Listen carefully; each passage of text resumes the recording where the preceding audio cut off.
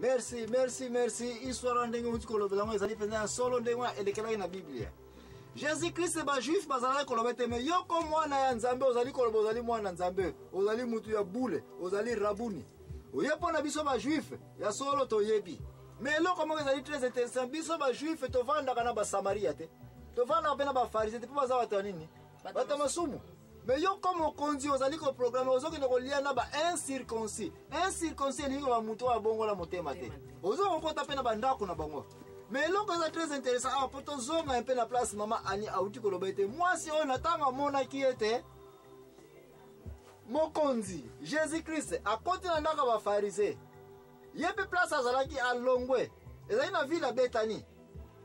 Aye a continue ndako wana ka kwala a côté. Sans permission, sans audience. Dans la côté place Jésus azalaki afuka mena makolo ya Jésus a pasoli molanja ba parfum ya ntalu ba miri wana ba mafuta wana. Kolela azalaki kolela maya miso koma kilokola maya kopo. Asokola makolo ya Jésus na suki na pangusi yango. Et puis a baiser le sous makolo ya salité ya Jésus.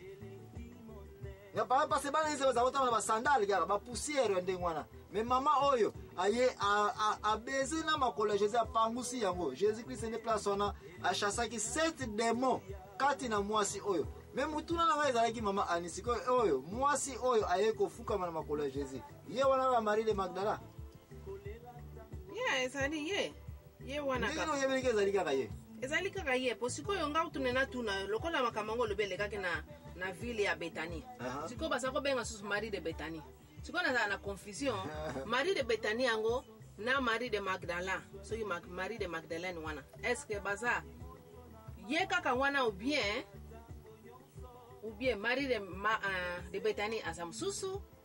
Merci. Marie de Magdalene azam susu bona na confusion pona yeba pena. Merci sena mutuna utiko tuna yoka kate batebele bazaka na confusion ya ngwana biso na émission oya la vérité to yaka poto éclaircir makambo poto sala ba recherche poto ko sunga un peu ko lever équivoque na ba oyo bazana ba confusion makambo mama anita to kozonga ndena ko répondre mutuna na parce mutuna nezali antalu penza ba mabande ko awo siliko landa mama ane utiko poser nga question mo kaka mari oyo to mwasi oyo ayeko pangusa makolo ya Jésus na ville ya Bethanie. Est-ce que yewana kaka Marie de Magdala siloki mama anya kome pe na confusion ko ibaite Marie oyo mwasi oyo ndumba na ville ya Magdala babiki se na liwa siko mwasi moko ayeli suza na pembeni ya makolo ya Jésus ko yako fukama mwasi oyo na ville mususu ya Bethanie ndenge ni Marie oyo ya Magdala ki ye Magdala za mosika na Bethanie ndenge ni ye kaka est-ce que ye kaka ubie muntu mususu tant tuzali kozonga ngai l'impresario Joachim Zambona katina émission oyo ya la vérité na ko répondre mama Ani. Merci mingi ndeko toke nsuko zo mo pause na biso mke oyo tangu tokozonga toko répondre mutu na oyo koke ne musika te mutu kutina be situba mama boke ne musika te lelo na banza na yeli bino manga pomete bo wa kosa bisote. Alléluia. Amen. Bien.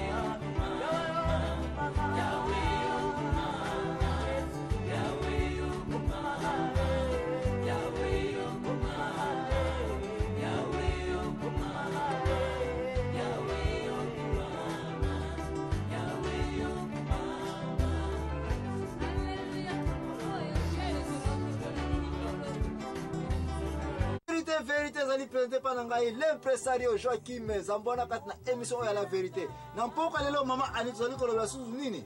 Marie de Magdalene toninko yeba Marie de Magdalene azalaki nani? Oya mwasi andumba wana. Merci mais avant to kende poser ngai question.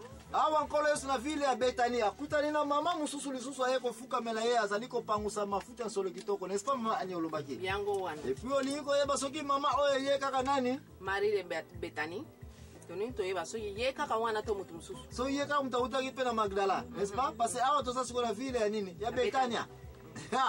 Merci mingi sena batika na répondre na boye soki na ko répondre siko teme na minute suka okoyeba yo moko tala pont entre mama oyo balinga babanga na mama waye kofukamela nani Jésus Christ. Merci mina ndengo tseki tambala parce balwa na biso euta ko bima awa na bandi ebandi kokota na ndeto yokana kete ni puta ifwe ko makati na mabele kuna oza kolanda mibeko ya l'impresario kati na émission ya la vérité. Ba mama toza ko mona mye boza okendaka na église sikoyo yaka ba mesh bakitambala ebungi. Est-ce que mobeko oyo ezana mukanda ya ba Corinthiens usiliko longo lango mino mama to bolongo lite ya mwana na émission oyo ya l'impresario parmi balwa to tsaki kitambala ifo ezala mato ikaka muteko monana. Mama Ani aza ko respecter les amis beko oyo. Merci mingi pona ntina nango mama Ani. On ko distraire batute to zongi na émission na biso ya mpoko lelo. Mama Ani a posé une question usiliko yeba déjà réponse mama Ani yangoyo. Est-ce que oyebi ete mwasi ya ndumba même si aza kosala musala ki ndumba même si aza ko nginda même si azali riche mais musala ngoyo azali kosala c'est pas ça azali pauvre? Ah bon? Naza ko poser une question. Mwasi ya ndumba soka aza kosala ki ndumba est-ce que aza riche ou bien aza pauvre? Ça va ça non kapona sengo tete. Bon, yesengo sikoyo nani nango na via kolinga bambwa nyosa balabala mibali nyosa cité baya ko tia salite na bango kati na nzoto ya mwasi paki no sala ngapona esengo kaka. Tikana yep salite bati nyoso basala ka kindumba. Basala ngo parce ce sont des pauvres bazako comme ça ko musala na bango. Bon que nambongo soki pe azumbo soki nambongo ali bosa sala ka sali commerce. Mais sikoyo lokola eza molimo. Merci mingi nengo lobi so asali mbongo akiko sala ni commerce. Mais siko molimo no soki ekangie déjà.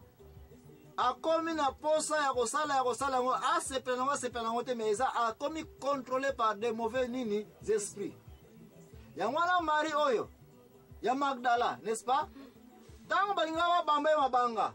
Landanga malamu. Bona na malamu mino zoko landanga kuna ba frère na ba sœur.